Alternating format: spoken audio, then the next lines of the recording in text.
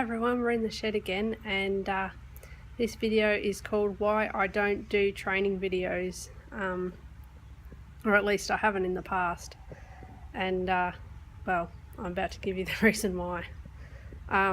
Basically, the horse world can be very horrible to each other on all sides of the scale. You know, everyone thinks their way is right, and if it works, well, it is right. If it doesn't work, well, it's not right. You know, there's so many ways of doing things, different things.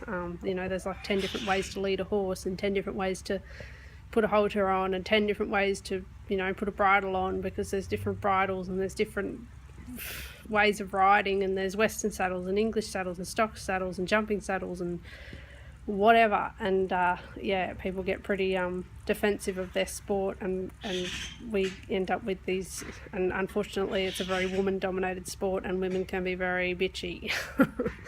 And yeah, we're all guilty of it. You know, I can say that I have bitched in the past about people. I don't know a woman that couldn't say that they haven't, that could say that they haven't, I mean.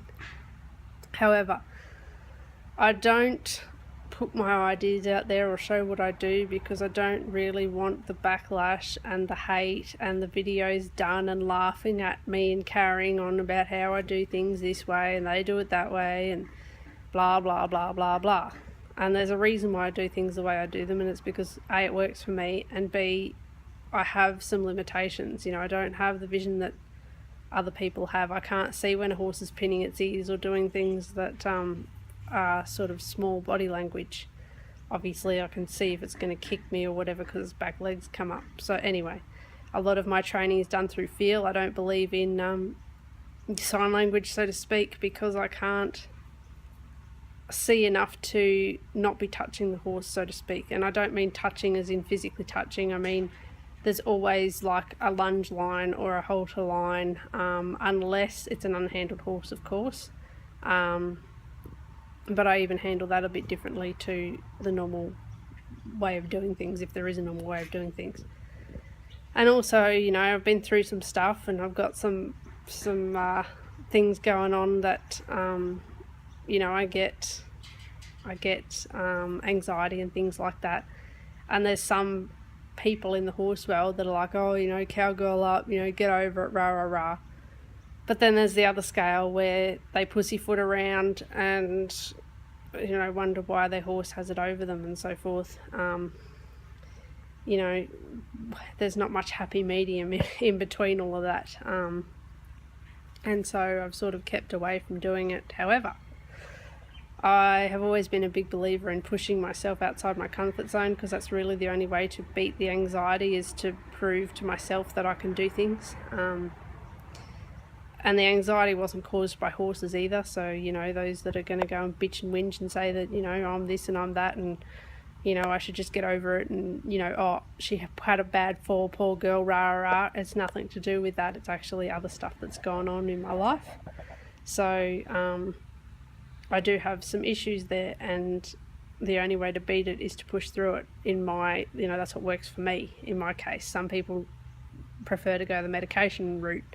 Others see counsellors, others do this, others do that, and I have seen counsellors in the past. I have been offered meds for it and all that sort of stuff, but my way of dealing with most things is to just, you know, push through it. And that goes for my disease as well. You know, as you know, there's some physical limitations with the vision and the bones and all that sort of stuff, so I have to deal with them as well and push through them, because if I don't, well, then I just become a vegetable and rely on people, and that just doesn't sound like much of a life to me. So anyway, that's why I haven't done anything really on, you know, I've put videos up there of me riding and of different things that are happening with the foals and so forth, but haven't really shown you the behind the scenes that goes on, for that reason, that I didn't want the backlash, and I didn't want the hate videos, and I didn't want the emails, and I didn't want the messages, and I didn't want all that crappy comments and the crap that just goes on in the horse world that I just cannot be bothered dealing with. You know, I moved out here